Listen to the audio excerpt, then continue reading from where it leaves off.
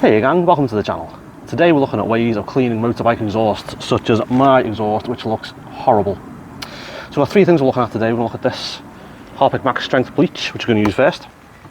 We've got a Brillo pad, which we're going to use second, and autosol, which we're going to use third.